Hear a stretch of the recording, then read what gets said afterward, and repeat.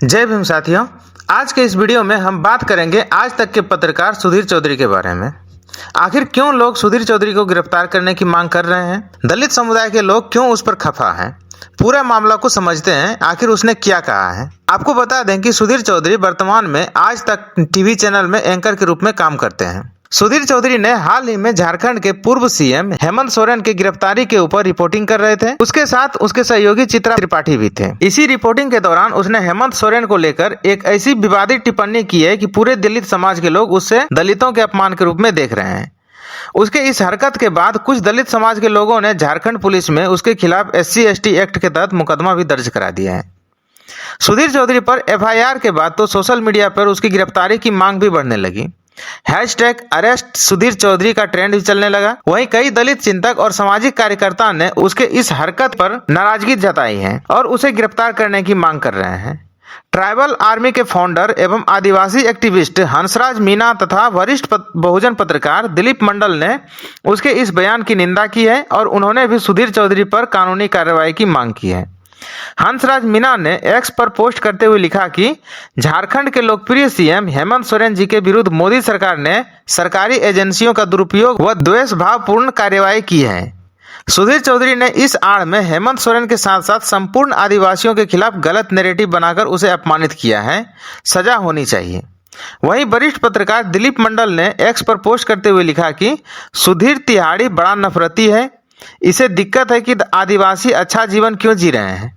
आदिवासी सबसे पुराने बासिंदे हैं। उसकी जमीन के नीचे रिसोर्स से कोयले से 55% बिजली बनती है।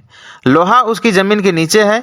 इज्जत करनी चाहिए आदिवासियों की, उसका हक देना चाहिए। सुधीर चौधरी को तिहाड़ी क्यों कहा जाता है वो हम आगे बताएंगे। अभी हम लोग देखेंगे कि आखिर उसने हेमंत सोरेन के बारे में क्या बोला कि लोग उसे आदिवासियों के अपमान के रूप में देख रहे हैं। आपको बता दें कि झारखंड के पूर्व सीएम हेमंत सोरेन को ईडी ने गिरफ्तार कर लिया।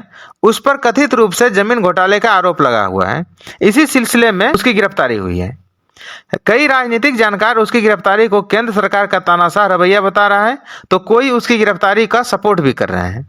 खैर, जो भी हो वो हमारा विषय नहीं है। उसकी गिरफ्तारी या उन पर लगे आरोपों का पक्ष विपक्ष होता रहेगा और होना भी चाहिए। लोकतंत्र की यही खूबसूरती भी है कि आप अपना विचार स्वतंत्रता पूर्वक रख सकते हैं, लेकिन आपके विचार या बयान से किसी जाति या समुदाय के स्वाभिमान का ठेस नहीं पहुंचे, ये आपको ख्याल रखना होगा। हेमंत सोरेन की गिरफ्तारी से पहले आज तक प्राइम टाइम के एंकर सुधीर चौधरी एक शो होस्ट कर रहे थे। इसी दौरान उन्होंने अपने सहयोगी चित्रा त्रिपाठी से पूछते हुए कहा कि हेमंत सोरेन बाहर आए हैं या नहीं आए हैं और अब उनकी रात कहाँ बीतेगी। उन्हें तो बहुत शानदार लाइफ स्टाइल की आदत है। प्राइवेट प्लेन्स में चलते हैं, बड़ी बड़ी गाड़ियों में चलते हैं। आज उसके लिए एक तरीके से वैसा ही होगा जैसा वो 20, 30, 40 साल पहले वापस अपने किसी आदिवासी के तौर पर किसी जंगल में चले जाएं। आज की रात काफी मुश्किल होने वाली है। उसके इसी बयान को आदिवासियों के अपमान के रूप में देखा जा रहा है। सुधीर चौधरी के हिसाब से आदिवासी वही है जो जंगलों में रहते हैं, फटे पुराने कपड़े पहनते हैं। आदिवासियों को बड़े गाड़ियों में या महलों में रहने का कोई अधिकार नहीं है। यह अधिकार कुछ खास वर्गों का ही है। यही भारत की सच्चाई भी है। यदि कोई दलित आदिवासी लोग अच्छी जिंदगी जीने लगे तो इन सामंतवादी लोगों को पेट में दर्द होने लगता है। अब हम लोग थोड़ा सुधीर चौधरी के इतिहास के बारे में भी जान लेते हैं और देखेंगे कि लोग इसको तिहाड़ी क्यों कहते हैं। साल 1993 में सुधीर चौधरी ने जी न्यूज के एक पत्रकार के रूप में अपनी पत्रकारिता की करियर शुरुआत की थी। उस समय जी न्यूज ने अपना संचालन शुरू ही किया था। वो कुछ दिन तक वहां रुके, फिर 2003 में उन्होंने जी न्यूज से इस्तीफा दे दिया और हिंदी समाचार चैनल सहारा समय में शामिल हो गए। यहाँ भी उन्होंने कुछ समय तक काम किया। उसके बाद उसे छोड़कर इंडिया टीवी में शामिल हो गए। वहां भी वो ज्यादा दिन तक नहीं टिक पाया। कुछ समय बाद वो लाइव इंडिया में शामिल हो गए और चैनल के प्रधान संपादक के रूप में कार्य करने लगे। साल 2012 में फिर से वो जी न्यूज में वापस आ गए और एक संपादक के रूप में कार्य करने लगे। जी न्यूज में उसका लोकप्रिय प्राइम टाइम शो DNA काफी विवादों से घिरा रहा। बाद में जी न्यूज भी इसको नौकरी से निकाल दिया। अभी वर्तमान में ये आज तक के न्यूज चैनल में एंकर के रूप में कार्यरत थे। सुधीर चौधरी चर्चा में तब आए थे जब नवंबर 2012 में सुधीर चौधरी तथा उसके साथी समीर अहुलवालिया को अवैध वसूली के आरोप में गिरफ्तार कर लिया गया था। उनकी यह गिरफ्तारी मशहूर उद्योगपति तथा कांग्रेस सांसद नवीन जिंदल के द्वारा दर्ज एक शिकायत पर किया गया था।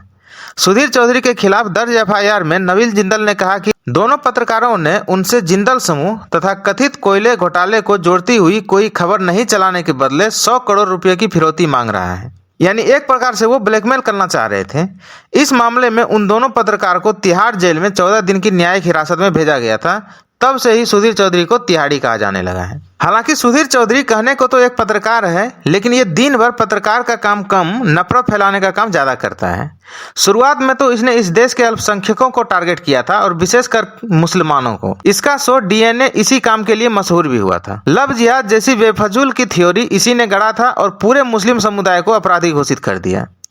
और अब कुछ दिनों से इस देश के दलित आदिवासी को अपने निशाने पर ले लिया है। आईसीसी क्रिकेट वर्ल्ड कप के समय में भी इन्होंने दलित समुदाय और आरक्षण को लेकर काफी विवादित बयान दिया था। चूंकि शुरुआत में टीम इंडिया सभी मैच जीत रही थी, तो इसको लेकर इन्होंने बयान दिया था कि टीम इंडिया सभी मैच इसलिए जीत रहा है क्योंकि क्रिकेट में आरक्षण नहीं है। हालांकि जब फाइनल में ऑस्ट्रेलिया से हार गया था तब इसने नहीं बताया कि अब कैसे हारा। क्या फाइनल मैच में आरक्षण लागू कर दिया गया था? और अब हेमंत सोरेन के बहाने आदिवासियों को अपमानित किया है। जहां तक सुधीर चौधरी की बात है, ये खुद जाट जाति से बिलोंग करते हैं, जो समय समय पर जाट आरक्षण के लिए आंदोलन करते रहते हैं और आरक्षण की मांग करता रहता है। कहीं कहीं तो जाट को भी ओबीसी आरक्षण का लाभ मिल रहा है, लेकिन इस नमूना को ना तो अपने समुदाय से मतलब है और ना ही देश से। बस दिन भर कभी मुसलमान के खिलाफ, तो कभी दलितों के खिलाफ, तो कभी आदिवासियों के खिलाफ अपना जहर उगलते रहते हैं। आप इसके बारे में क्या सोचते हैं? कमेंट में बताइए। वीडियो को लाइक कीजिए और ज़्यादा से ज़्यादा शेयर कीजिए। जय भीम।